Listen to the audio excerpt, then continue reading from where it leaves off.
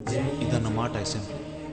ప్రజల చేత, ప్రజల యొక్క, ప్రజల కోసం 8 కోట్ల ఆంధ్రుల భవిష్యత్తు నిర్దేశించే దేవాలయం.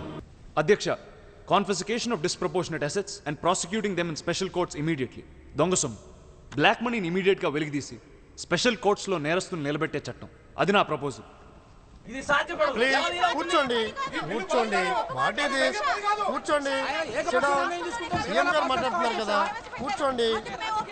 సీఎం గారు మీరు చెప్పండి. ఏసీబీ పరిధిని పెంచి స్టేట్లో ఉన్న ప్రతి డిపార్ట్మెంట్, ప్రతి ప్రొఫెషనల్, ప్రజాప్రతినిధులతో సహా అందరినీ ఏసీబీ పరిధిలోకి మాట్లాడుతున్నారండి మీరు. కూర్చోండి. ఏంటండి ఎలా గొడవ చేస్తారు? చెప్పేది వినండి కొంచెం. కూర్చోండి please, take your seats. Srinivas గారు మీరు చెప్పండి. అధ్యక్ష, సీఎం గారు చెప్పదలుచుకున్నది క్లారిటీతో చెప్పడం లేదు అధ్యక్ష. వీటిలో చాలా లొసుకులున్నాయి అధ్యక్ష. గవర్నమెంట్ కోర్టుల చుట్టూ తిరగాల్సిన పరిస్థితి వస్తా ఉంది అధ్యక్ష. ఇన్కమ్ ట్యాక్స్ సెంట్రల్ గవర్నమెంట్ కి సంబంధించింది. దాన్ని మనం ఎలా ముట్టుకోగలం అధ్యక్ష? అధ్యక్ష, అదేం ప్రాబ్లం అవ్వదు.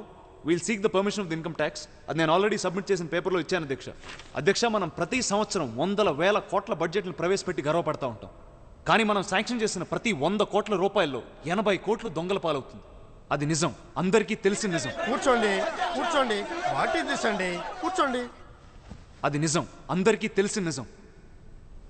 ఆ దొంగతనం జరుగుతున్నప్పుడు మనం ఏం చేయలేదు, చేతులు కట్టుకుని కూర్చున్నాం. సిగ్గుచేటు.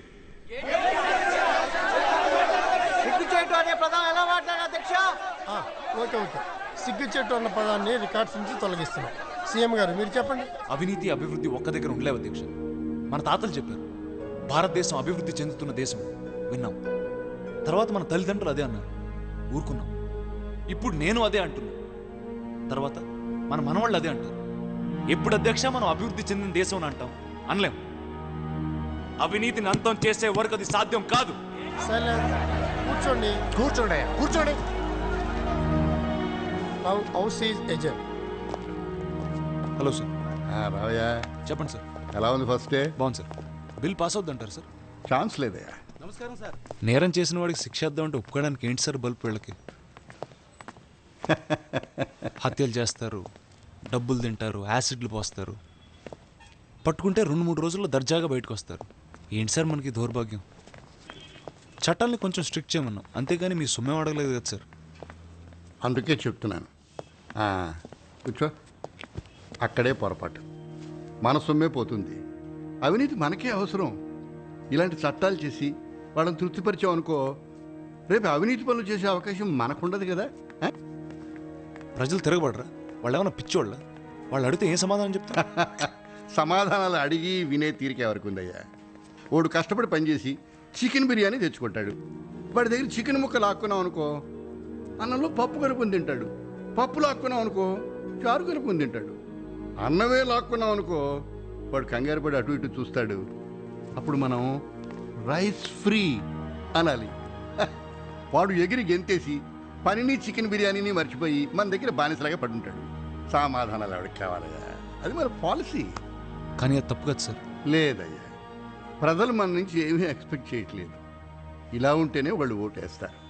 వాళ్ళని మనం అలాగే ఉంచాలి. వాళ్ళకి మన మీద ఆశ లేదు, మనకి వాళ్ళ మీద హక్కు లేదు. ఏమిటి నవ్వుతున్నావు? ఏం లేదు సార్, మీరు ఎప్పుడు పోతారా అని. ఇలా చేయండి సార్. మీకు 70-80 ఏళ్ళు ఉంటుంది. ఈ చేతులతో మీరు గాంధీ గారిని తాకుంటారు, ఆ కళ్ళతో నెహ్రూ గారిని చూసుంటారు. ఇంత తెలివి, ఇంత అనుభవం, ఇవన్నీ ఎందుకు సార్? నయా పైసా ఉపయోగం లేదు. అలాంటప్పుడు మీరు ఉంటే ఎంత, పోతే ఎంత? మీరు నాకు నచ్చలేదు సార్. Bill pass అవ్వాలనుందా? అవును సార్. అయితే ఎమ్మెల్యేలని, ప్రజాప్రతినిధుల్ని అందులోంచి మినహాయించు.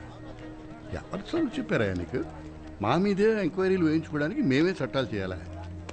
నేను చెప్పినట్టు చేయి, బిల్లు పాస్ అవుతుంది. సీఎం గారు కంటిన్యూ చేయండి. అధ్యక్ష, ఒక ముఖ్యమైన సవరణ.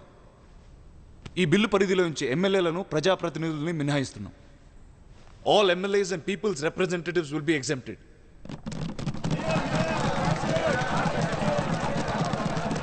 Please keep quiet. సీఎం గారు కంటిన్యూ చేయండి. మనం ఎంత నీతిమంతులం అందరికి తెలుసు కదా. మనకు చట్టాలు వర్తించవు, బాగోదు. అందుకే నౌ హౌస్ ఈజ్ ఎజెంట్.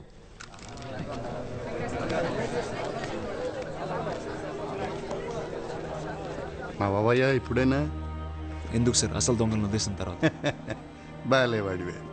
నువ్వు చేసిన చట్టం పవర్ ఏమిటో నీకు ఇంకా తెలియడం లేదయా. చిన్న చిన్న చేపలు పట్టేసుకున్నావు అనుకో, తిమింగలాలకి ఫుడ్ దొరకదు కదా, అప్పుడు అవన్నీ వెలువెళ్ళి ఆడిపోతాయి. అవినీతికి ఆకలి ఎక్కువ, ఆకలికి ఆరాటం ఎక్కువ. కానీ మిమ్మల్ని కూడా వేసేస్తే అదో తృప్తి. మరి అంత తొందరపడకయా, నీలో విషయం ఉందయా. కాకపోతే ఓ 6 నెలల కంటే ఎక్కువ ఉండవు. ఎమ్మెల్యేలకి నీ విషయం అర్థమైందనుకో, నీ పని అవుట్. కానీ ఇవాళ హౌస్ చాలా బాగుందయ్యా, ఏదో చిన్న సాటిస్ఫాక్షన్. ఆ గాంధీ డైలాగ్ భలే చెప్పావయ్యా, ఎక్కడో తగిలింది. ఏమయ్యా, ఎప్పుడు పోతానని ఎదురు చూస్తున్నానన్నావు ఇందాక, మరి 2-3 ఏళ్ళు ఉండొచ్చు అంటావా? Ex servicemen Robert sir. Hello, sit down please. Sir 200 మంది. We can start our work immediately. We are tracking all cell phones. అలాగే బంధువులవి, స్నేహితులవి అన్ని ఫోన్లు ట్యాప్ చేస్తున్నాం sir. We are waiting for your go ahead. Okay gentlemen, Sharma గారు you can go ahead. First ఆ Singur gang raid చేయండి. All the best for a better India.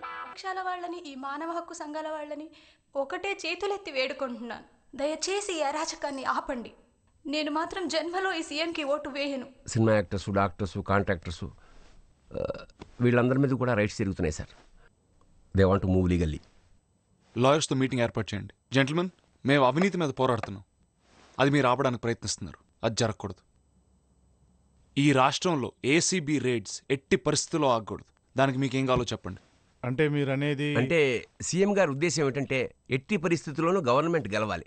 మీరు వాదించండి, కానీ ఓడిపోవాలి.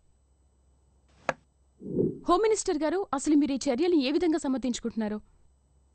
ఏసీబీ వారు తమ పరిధిదాటి ప్రవర్తిస్తున్నట్టుగా నాకు కూడా అనిపిస్తోంది. దీని గురించి మేము సీఎం గారితో మాట్లాడదాం అనుకుంటున్నాం. మీకు అర్థమవుతుందా? కొంచెం ఆలోచించండి. మీకు తెలియకుండా, మిమ్మల్ని ముట్టుకోకుండా మీ కడుపులు కొడుతున్నాడు వాడు. మీకు మేత వేసి వాళ్ళందరినీ వాడు దోచుకుపోతున్నాడు. రేపు మీ దగ్గర కూడా వస్తాడు, చూస్తూ ఉండండి. నమస్కారం ధనుంజయ్ గారు. సార్ రండి సార్, ప్లీజ్ కూర్చోండి.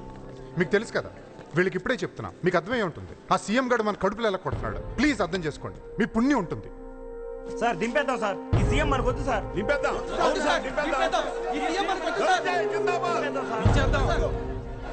ఇంకా మనం డిప్యూటీ హోమ్ ని కలవడం బెటర్. సార్ ఇంకా మూమెంట్ స్టార్ట్ అయింది సార్. ఎమ్మెల్యేలు మొత్తం గడగడలాడిపోతున్నారు. సుమారు 73 ఎమ్మెల్యేస్కి సంబంధించిన ఫ్యామిలీస్ అన్నిటి మీద రైట్స్ అయినాయి. ఇంకా నాకు తెలియని వాళ్ళు, నాతో చెప్పని వాళ్ళు ఇంకొక 30 మంది ఎమ్మెల్యేలు ఉంటారండి. మిమ్మల్ని సీఎం చేస్తాను. మీరు హోమ్, నేను పార్టీ ప్రెసిడెంట్గా ఉండిపోతాను.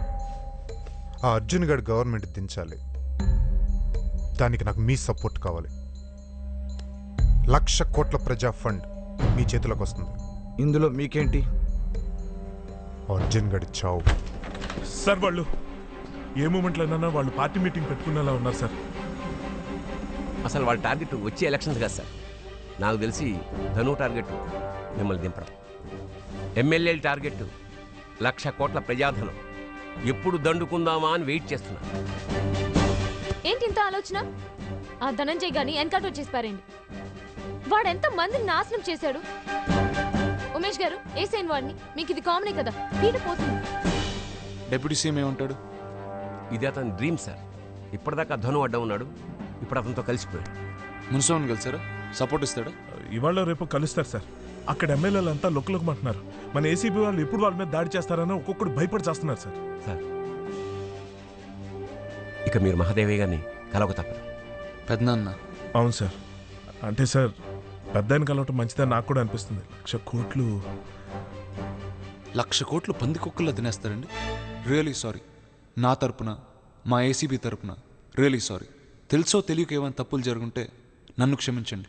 ఒక యజ్ఞంలాగా చేస్తున్న ప్రజాధనం కార్యక్రమం మరో వారం 10 రోజుల్లో మన 1,00,000 కోట్ల టార్గెట్ రీచ్ అవుతుంది. మనం ఏమీ చేయలేమనుకున్న అవినీతిని కూడా మెల్లగా కదల్చగలిగాం. ఈ రోజు ఒక ఐటీ ఆఫీస్లో, రెవెన్యూ డిపార్ట్మెంట్లో, మున్సిపాలిటీలో అన్ని చోట్ల లంచం తీసుకోవడానికి భయపడుతున్నారు. అది మనం సాధించిన ఘనతే.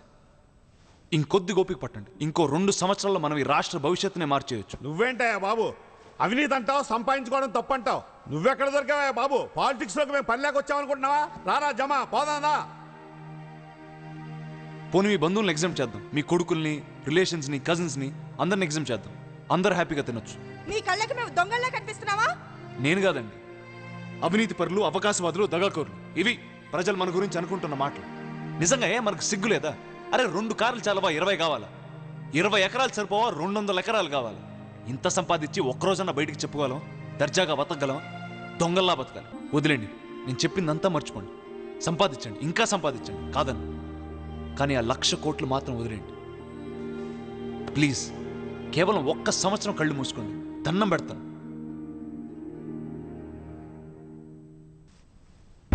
ఎరా, పాలిటిక్స్ అంటే జీన్ ప్యాంట్ తొడుక్కొని పిజ్జాలు బర్గర్లు తిన్నట్టు కాదురా అని చెప్పానా? నేను చెప్పాను కదా మావయ్య, పాలిటిక్స్ అంటే కొనడం అమ్ముడుపోవడం అని. ఇలాంటి అమ్ముడుపోయే వాళ్ళు ఉన్నంతకాలం గేలిపోయేవారితో చెప్పడం చాలా కష్టం. 1,00,000 కోట్ల ప్రజా ఫండ్ అండి. ఈ ఛాన్స్ పోతే మళ్ళీ దొరకదు. ఏ పదవి దొరికినా పర్లేదు.